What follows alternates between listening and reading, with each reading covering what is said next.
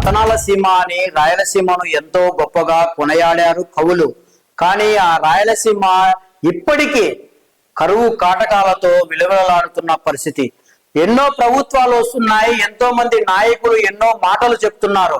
కానీ ఈ రాయలసీమలో ఇప్పటికీ కరువును తరిమే ఒక్క ప్రాజెక్టు కూడా పూర్తి కాని పరిస్థితి అని చెప్పి ఎంతో మంది రైతులు కావచ్చు, అలాగే ప్రజా సంఘాల నాయకులు కావచ్చు చెప్తున్న పరిస్థితి.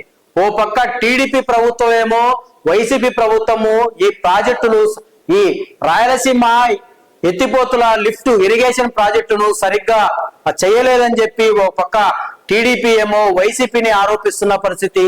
ఓ పక్క వైసీపీ ప్రభుత్వం ఏమో టీడీపీని సరిగ్గా చంద్రబాబు నాయుడు రాయలసీమను నిర్లక్ష్యం చేస్తున్నారని చెప్పి వీళ్ళు వైసీపీ వాళ్ళు టీడీపీ నాయకుల మీద ఆరోపిస్తున్న పరిస్థితి.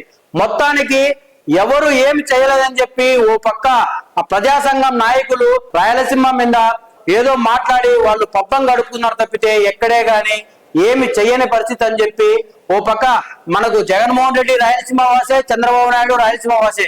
కానీ ఈ రాయలసీమ ఎందుకు సస్యశ్యామలం కాకపోతుందని చెప్పి ఎంతో మందికి ఆ ప్రశ్న నెలకొంటుందని చెప్పవచ్చు. ఓ పక్క నిన్న వైసీపీ నాయకులు మొత్తం రాయలసీమ వ్యాప్తంగా నాయకులు వచ్చి ఒక మీటింగ్ పెట్టి ఆ రాయలసీమ లిఫ్ట్ ఇరిగేషన్ జగన్మోహన్ రెడ్డి తీసుకొచ్చాడు, దీన్ని పూర్తి చేసే క్రమంలోనే పూర్తి కాలేదు, చంద్రబాబు నాయుడు అడ్డుపడ్డారని చెప్పి వాళ్ళు ఒక పక్క ఆరోపిస్తున్నారు. ఆ చంద్రబాబు నాయుడు ఏమో ఈ పథకం తీసుకురావడంలోనే కొన్ని తప్పులు ఉన్నాయి, వైసీపీ తీసుకురావడం కొన్ని తప్పులు ఉన్నాయని చెప్పి ఓ పక్క టీడీపీ ఆరోపిస్తుంది. అంటే ఇది ఆ పరస్పరం ఆరోపణలు తప్పితే ఎక్కడే గాని ప్రాజెక్టులు పూర్తి చేయాలని చెప్పి నాయకులకు ఎక్కడే గాని లేదని చెప్పి ఎన్నో ఆరోపణలు వినపడుతున్న పరిస్థితి. ఓ పక్క చంద్రబాబు నాయుడు ఏమో ఓ పక్క పోలవరం పూర్తయితే ఆ విధంగా రాయలసీమ కూడా పూర్తి స్థాయిలో నీళ్లు వస్తాయి, రైతులకు ఎంతో మేలు జరుగుతుందని చెప్తున్నారు. అంటే ఈ పోలవరం కూడా ఎన్నో సంవత్సరాల నుంచి పూర్తిగా అవుతుందని చెప్తున్నారు. అంటే గత 2014లో టీడీపీ గవర్నమెంట్ వచ్చినప్పటి నుంచి అంటే ఇప్పటికీ 2026 వచ్చినప్పటికీ ఆ పోలవరం పూర్తి కాని పరిస్థితి, రాయలసీమకు నీళ్లు రాని పరిస్థితి. అంటే మనం చూసుకుంటే ఓవరాల్ గా ఎవరే గాని ఏ నాయకుడు గాని మనస్ఫూర్తిగా ఈ రాయలసీమకు నీళ్లు తీసుకురావాలి, ఈ ప్రాంతాన్ని సస్యశ్యామలు చేయాలని చెప్పి ఏ నాయకుడు అనుకోలేదని చెప్పి ఓ పక్క ప్రజల్లో కూడా తీవ్ర విమర్శలు వస్తున్న పరిస్థితి. ఇప్పటికన్నా పార్టీలు మీ ఒకరి మీద ఒకరు ఆరోపణలు చేసుకోకుండా రాయలసీమను తొందరగా పూర్తి చేసుకోవాలని చెప్పి ఓ పక్క ప్రజలు చెప్తున్న పరిస్థితి, ప్రజా సంఘ నాయకులు చెప్తున్న పరిస్థితి. నిన్న వైసీపీ రాయలసీమ మీటింగ్ లో వాళ్ళు తొందరగా చంద్రబాబు నాయుడు దీని మీద స్పందించి ఈ రాయలసీమ లిఫ్ట్ ఇరిగేషన్ పూర్తి చేయాలని చెప్పి ఓ పక్క వాళ్ళు చెప్తే, ఓ పక్క పొలిట్ బ్యూరో సభ్యులు అంటే టీడీపీ పార్టీ నుంచి పొలిట్ బ్యూరో సభ్యులు ప్రెస్ మీట్ పెట్టి ఓ పక్క వైసీపీ మీద ఆరోపణలు చేసిన పరిస్థితి. అంటే పరస్పరం ఆరోపణలు తప్పితే ఇక్కడ ఒక సొల్యూషన్ కనపడలేదని చెప్పి స్పష్టంగా చాలా మంది చెప్తున్న పరిస్థితి.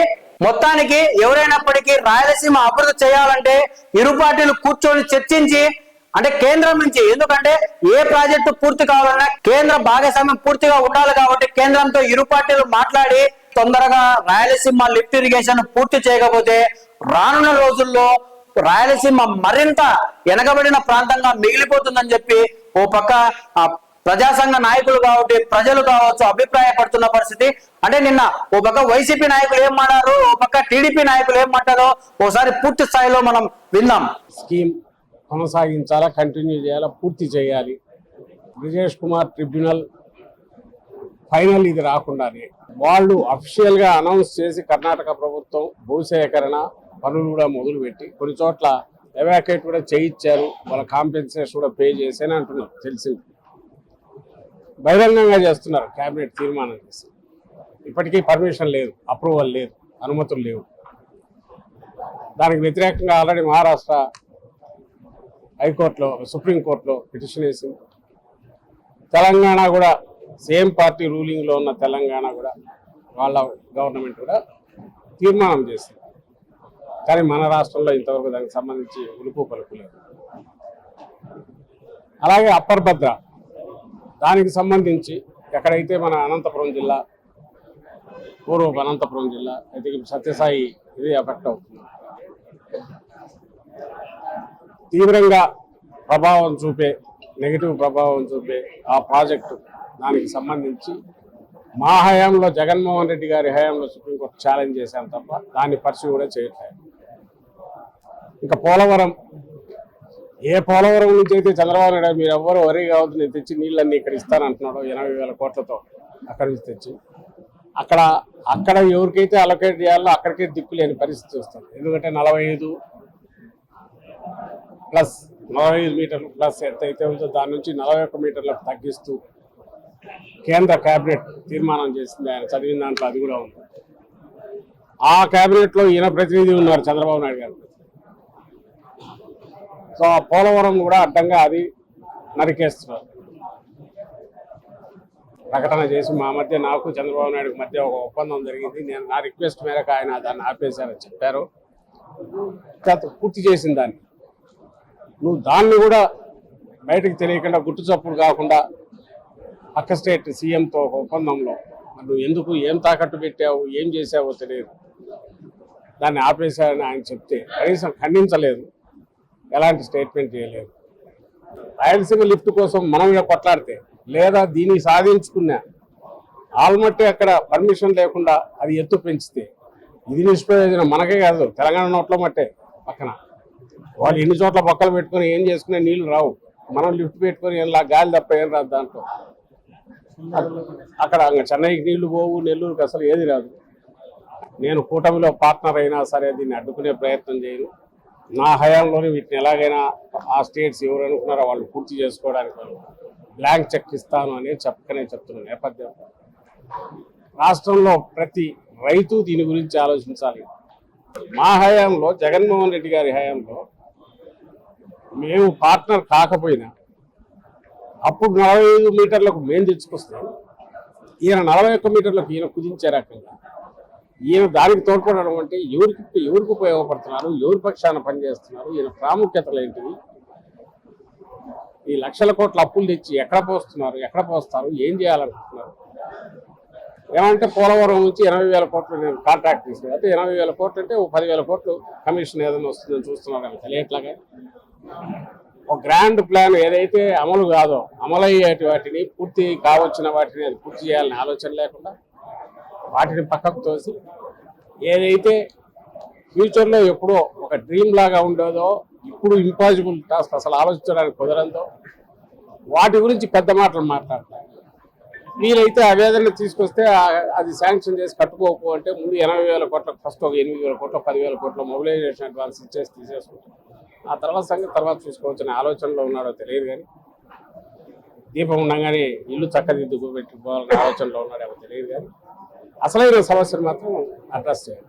మరి కలిసి వచ్చే పార్టీలు రాజకీయ పార్టీలను ఇంట్లో కలుపుకోవడం, కలిసి వచ్చే పార్టీలను ప్రజా సంఘాలను ఇరిగేషన్ మీద అగ్రికల్చర్ మీద మమకారం ఉండి దానికోసం పోరాడుతున్న మొదటి నుంచి ఉద్యమిస్తున్న నాయకులను సంఘాలను వీటన్నిటిని కూడా భాగస్వాములు చేసుకుంటూ ఈ కూటమి ప్రభుత్వాన్ని దానికి నేతృత్వం వహిస్తున్న చంద్రబాబు గారిని మీరు చేస్తున్న తప్పు ఇమ్మీడియట్ దీనికి తక్షణం కరెక్ట్ చేసుకొని ఈ తీర్మానాల్లో ఏవైతే చెప్పామో వాటిని గురించి ఒత్తిడి తీసుకొచ్చే రకంగా ఆ ప్రాసెస్లో అవసరమైతే తెలుగుదేశం పార్టీ నాయకులకు ముందు అప్పీల్ చేయడము, అలాగే కూటమి నాయకులందరికీ అప్పీల్ చేయడము, అక్కడికి వాళ్ళు దానికి కన్విన్స్ కాకుండానో లేకుంటే వాళ్ళ ప్రయోజనాల కోసమో లేదా వాళ్ళకున్న దీనివల్ల దూరంగా జరుగుతుంటే వాళ్ళ మీద ఒత్తిడి తీసుకురావడం, ఇవన్నీ కూడా ఈ కార్యక్రమంలో భాగమవుతాయి. ఇందులో జగన్మోహన్ రెడ్డి గారు కూడా దీని విషయమై వస్తారు. కొంత ఒక మూమెంట్ కొంత ముందుకు సాగాక దించి మేము వచ్చి చేస్తామని అట్లా ఆయనతోనే చేయించే దిశగా అడుగులు వేద్దాం. దీనికి సంబంధించి ఏదైనా జేఏసీ లాంటివిగా ఫామ్ చేసేవిగా ఆలోచిద్దాం. వీటన్నిటికీ మీడియా నుంచి కూడా సూచనలు అడుగుతున్నాం. మీరు కూడా మీ సహకారం పూర్తి ఇవ్వాల్సిందిగా కోరుతూ ఈ పూర్తి మాట విని వాళ్ళ మెడలు ఈ ప్రభుత్వం మెడలో వచ్చేంత వరకు ఈ ఉద్యమం ఆగదు, ఈ ప్రజా ఉద్యమం ఆగదని చెప్తూ ఈరోజు వైఎస్ఆర్ కాంగ్రెస్ పార్టీ వాళ్ళు రాయలసీమ అభివృద్ధి మీద ముసలి కన్నీళ్లు గారుస్తూ ఉన్నారు. కడపలో కార్యక్రమం పెట్టి రాయలసీమ ప్రాజెక్టుల మీద తీర్మానాలు చేసి వీళ్ళు ఉద్యమాలు చేస్తారంట. అసలు రాయలసీమ మీద రాయలసీమ అభివృద్ధి మీద మాట్లాడే హక్కు వైఎస్ఆర్ కాంగ్రెస్ పార్టీకి ఉంది అని చెప్పి నేను అడుగుతూ ఉన్నాను. 5 సంవత్సరాలు పరిపాలించారు, 19 నుంచి 24 వరకు. రాయలసీమకు ఎంత డబ్బులు నిధులు ఖర్చు పెట్టారు, ఎంత కేటాయింపులు చేశారు, ఎన్ని జీవోలు ఇచ్చారు, ఎన్ని ప్రాజెక్టులు పూర్తి చేశారని చెప్పి ఈరోజు మీరు రౌండ్ టేబుల్ కాన్ఫరెన్స్లు పెట్టి మాట్లాడుతూ ఉన్నారు. రాయలసీమ లిఫ్ట్ ఇరిగేషన్ విషయానికే వద్దాం. రాయలసీమ లిఫ్ట్ ఇరిగేషన్ ప్రారంభించారు. 1000 కోట్లు మట్టి పనులు చేసిన కాంట్రాక్టర్లకు దోచిపెట్టినారు ప్రజాధనాన్ని. నేషనల్ గ్రీన్ ట్రిబ్యునల్ స్టే ఇస్తే 4 సంవత్సరాలు, అంటే 2020లోనే స్టే వస్తే 4 సంవత్సరాల అధికారంలో ఉండి కేంద్ర ప్రభుత్వంతో కలిసి ప్రయాణం చేసి గ్రీన్ ట్రిబ్యునల్ స్టే ఎత్తించలేకపోయినారంటే మీ అసమర్థత కాదా? అది మీ చేతగానితనం కాదా? లేక రాయలసీమ ప్రజలను మేమేదో లిఫ్ట్ ఇరిగేషన్ ప్రాజెక్టును ప్రారంభించినామని చెప్పి చెవులో రాయలసీమ ప్రజలకు చెవులో పూలు పెట్టేదానికే? ఇప్పటికే మీరు చేసిన మోసం చాలు. ఏ ఒక్క ప్రాజెక్టు కూడా కాంగ్రెస్ పార్టీలో కానీ వైఎస్ఆర్ కాంగ్రెస్ పార్టీలో కానీ రాయలసీమలో ఒక్క ప్రాజెక్టు కూడా మీరు ప్రారంభించలే. తెలుగుదేశం పార్టీ అధికారంలో దాదాపుగా 25 సంవత్సరాలు అధికారంలో ఉన్న కాలంలోనే తెలుగంగ ప్రాజెక్టు ప్రారంభించినాం, హంద్రీనీవా ప్రాజెక్టు ప్రారంభించినాం, గాలేర్ నగర్ ప్రాజెక్టు ప్రారంభించినాం, ఎస్ఆర్బీసీ ప్రాజెక్టు ప్రారంభించినాం, కేసీ కెనాల్ మోడరేషన్ ప్రాజెక్టు కూడా తెలుగుదేశం హయాంలోనే మేము పూర్తి చేశాం. రాయలసీమ థర్మల్ పవర్ ప్రాజెక్టు ప్రారంభించినాం ఎన్టీఆర్ హయాంలో. ఈరోజు రాయలసీమ అంతా కూడా solar energy, green energy, pumped storage energy కూడా ఈరోజు రాయలసీమ అంతటా కూడా ప్రారంభించినాం, పూర్తి చేయబోతున్నాం. రాబోయే 2-3 సంవత్సరాల్లో విద్యుత్ శక్తి రంగంలో ఆంధ్రప్రదేశ్ దేశంలోనే నెంబర్ 1గా రాబోయే 2-3 సంవత్సరాలు కాబోతా ఉంది. ఇదంతా కూడా రాయలసీమ నుంచి జనరేట్ అయ్యే విద్యుత్. ఇది నీటిపారుదల విషయానికి వస్తే హంద్రీనీవా ప్రాజెక్టును 6 నెలల్లో 3800 కోట్లు ఖర్చు పెట్టి 700 కిలోమీటర్లు కృష్ణా నుంచి కుప్పం వరకు నీళ్లు తీసుకుపోగలిగినాం. మీరు చేశారా పని? మీరు పూర్తి చేశారా? మీరు డబ్బు ఖర్చు పెట్టారా? పులివెందల్లో కూడా తెలుగుదేశం పార్టీ హయాంలో 2018లో మాజీ ముఖ్యమంత్రి గారి నియోజకవర్గంలో 40 సంవత్సరాలు పరిపాలన చేస్తే నీళ్ళు ఇవ్వలేకపోతే గండికోట నుంచి లిఫ్ట్ ఇరిగేషన్లు పూర్తి చేసి పైడిపాలెంకు, చిత్రావతికి నీళ్ళు ఇచ్చిన ఘనత చంద్రబాబు నాయుడు గారిదనే విషయాన్ని మీకు గుర్తు చేస్తున్న ఈ రాయలసీమ వాసులు ఎవరైతే మొసలి కన్నీళ్ళు గార్చిపోయినారో ఈరోజు కడపలో, ఇదే కడపలో పులివెందలకు వెళ్ళి ఎవరు ప్రారంభించినారు, ఎవరు నీళ్ళు ఇచ్చారని చెప్పి అక్కడ రైతులను అడగమని చెప్పి నేను అడుగుతా ఉండా. రౌండ్ టేబుల్ కాన్ఫరెన్సులు పెట్టి ప్రజలను రెచ్చగొట్టడం కాదు, ప్రజల అమాయకులు కాదు. ఉద్యమాలు చేయండి, పాదయాత్రలు చేయండి. లిఫ్ట్ ఇరిగేషన్ ప్రాజెక్టుకు పోయి లిఫ్ట్ ఇరిగేషన్ ప్రాజెక్టును ఎందుకు ఆగిపోయిందమ్మా అని చెప్పి వైఎస్ఆర్ కాంగ్రెస్ పార్టీ నాయకుల ముందు అక్కడున్న లిఫ్ట్ ఇరిగేషన్ అడగాలి. 1000 కోట్లు ప్రజాధనాన్ని నాశనం చేశారు. అవగాహన లేకుండా, సాంకేతిక పరిజ్ఞానం లేకుండా హడావిడిగా ప్రాజెక్టులు ప్రారంభిస్తారు. హడావిడిగా ప్రాజెక్టులు ప్రారంభించి 1000 కోట్ల ప్రజాధనాన్ని నాశనం చేశారు. మీ హయాంలో భూమి పూజలు చేశారు. జగన్మోహన్ రెడ్డి గారి హయాంలో 12,000 కోట్లు పైచిలకు కడప జిల్లాలో జీవోలు ఇచ్చినారు. ఒక్క ప్రాజెక్ట్ అన్నా మీరు పూర్తి చేశారని చెప్పి నేను అడుగుతా ఉన్నా. ఈరోజు మాట్లాడుతున్నారు, ఆల్మట్టి గురించి మాట్లాడుతున్నారు, వేదవతి ప్రాజెక్టుల గురించి మాట్లాడుతున్నారు, తర్వాత లిఫ్ట్ ఇరిగేషన్ గురించి మాట్లాడుతున్నారు. ఆల్మట్టి గత 2019-24 మధ్యలో కదా ఆల్మట్టి ఎత్తు పెంచింది. ఆ రోజు మీరు ఏం చేస్తున్నారు? నిద్రపోతున్నారా? వేదవతి ప్రాజెక్టు కట్టారంట. కర్ణాటక పరిసరాల్లో ప్రాజెక్టులు కట్టినప్పుడు మీరు ఏం చేస్తున్నారు? ఆ రోజు భారతీయ జనతా పార్టీ ప్రభుత్వం కర్ణాటకలో ఉంది, కేంద్ర ప్రభుత్వంతో మీరు మిత్రపక్షంలో ఉన్నారు. మరి ఎందుకు మీరు ఆపలేకపోయినారు? ఈరోజు మా ఎన్డీఏ ప్రభుత్వం లేదు, కర్ణాటకలో కాంగ్రెస్ పార్టీ ఉంది. మీరు కాంగ్రెస్ నుంచి పుట్టి వచ్చిన పార్టీనే కదా మీది. కాంగ్రెస్ పార్టీ వాళ్ళతో మాట్లాడి మీరు ఆ ప్రాజెక్టులు ఆపేదానికి పోండి. మీ హయాంలో ప్రాజెక్టులు ప్రారంభిస్తే ఆ రోజు ఆపలేదు, కానీ ఇప్పుడు జరుగుతున్న ప్రాజెక్టులు నింద మాబేయాలను చూస్తారా? ప్రజలు మీ మీద బురద వేసి ఇంటికి పంపించినారు. మళ్ళీ రాయలసీమ లిఫ్ట్ ఇరిగేషన్ గురించి మాట్లాడుతున్నారు. 4 సంవత్సరాలు నిద్రపోయినారా అని చెప్పి నేను అడుగుతా ఉన్నా. హార్టికల్చర్ హబ్గా జరిగేది మీకు ఇష్టం లేదా? విద్యుత్ శక్తి రంగంలో రాయలసీమ నుంచి ఆదాయం వచ్చేది మీకు ఇష్టం లేదా? ఎంఎస్ఎంఈ యూనిట్ రాయలసీమ నుంచి వచ్చేది మీకు ఇష్టం లేదా? దాని మీద ప్రజల దగ్గరికి పోండి. ఇవన్నీ వచ్చినాయి, ఈ యూనిట్లన్నీ వచ్చినాయి. ప్రజలు మీ అభిప్రాయం ఏందని చెప్పి మీరు అడగండి, ప్రజలే చెప్తారు. మీకు బురద మొహాను మోస్తారు. ప్రజలను మభ్యపెట్టే ప్రయత్నం చేయొద్దు. మీకు ఉనికి లేదు, మీకు ఉనికి కోల్పోయినారు. ఉనికి కోసమే రౌండ్ టేబుల్ కాన్ఫరెన్స్ 2 సంవత్సరాల తర్వాత మీరు మొదలుపెట్టినారు. జగన్మోహన్ రెడ్డి గారిని చూస్తూ ఉన్నాం. ఆయన కడప బిడ్డ కాదు, కన్నడ బిడ్డ అని ఆ రోజే తేలిపోయింది అధికారం పోయినప్పుడే. అధికారంలో ఉన్నప్పుడు దోచుకున్న డబ్బు, దాచుకున్న పెట్టుబడులు ఇవన్నీ కర్ణాటకలో పెట్టేదానికి పోతాడు. అధికారం పోయిన తర్వాత పూర్తిగా ఆ ప్రాంతానికే పరిమితం అవుతాడు. మరి ఆ ప్రాంతంలో పరిమితమైన వ్యక్తి ఆ ప్రాంతంలో కడుతున్న ప్రాజెక్టులు ఆపేదానికి బొమ్మనండి. ఇవి చెయ్యకుండా రాయలసీమలో ఈరోజు ఒక సెంటిమెంటల్ రగల్చి విద్వేషాలు పెంచి ప్రజలను రెచ్చగొట్టే ప్రయత్నం చేస్తూ ఉంటారు. సంతోషంగా ఉండారు రైతులు. రాయలసీమలో 17 రిజర్వాయర్లు ఉంటే ఈరోజు 335 టీఎంసీల నీళ్లున్నాయి. గత 15 సంవత్సరాలు పరిశీలిస్తే ఏ సంవత్సరంలో కూడా జనవరి నెలలో 335 టీఎంసీలు నిల్వ ఉన్న పరిస్థితి ఎప్పుడూ లేదు. ఇది నీటిపారుదల మీద ఈ ప్రభుత్వానికి చంద్రబాబు నాయుడు గారికి ఉన్న పరిపాలన అనుభవం. మీడియం ఇరిగేషన్ ప్రాజెక్టులు 36 టీఎంసీలు ఈరోజుకు నీటి నిల్వ ఉంది. ఈ విధంగా మైనర్ ఇరిగేషన్లో 92 టీఎంసీలు, అంటే చెరువులు చిన్న చిన్న ట్యాంకులు కలిపితే 92 టీఎంసీలు నీళ్లు ఉన్నాయి.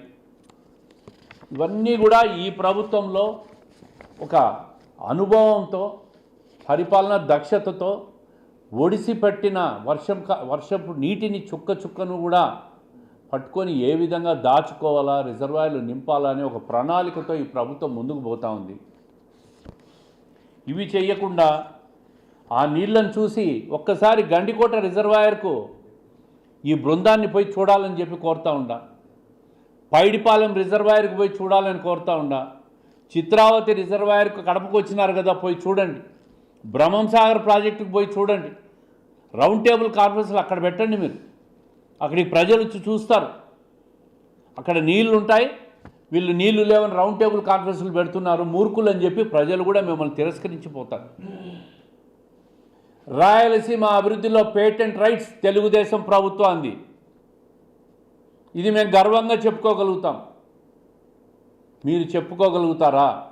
మీ హయాంలో ఎన్ని నిధులు ఖర్చు పెట్టారో 2019 నుంచి 24 వరకు మీరు చెప్పుకోగలుగుతారా? 14 నుంచి 19 వరకు మేము ఎంత ఖర్చు పెట్టామో గర్వంగా చెప్పుకోగలుగుతాం. రాష్ట్రం విడిపోయిన తర్వాత ఎన్ని ప్రాజెక్టులు పరిపాలన అనుమతులు రాయలసీమలో ఇచ్చామో మేము చెప్పుకుంటాం.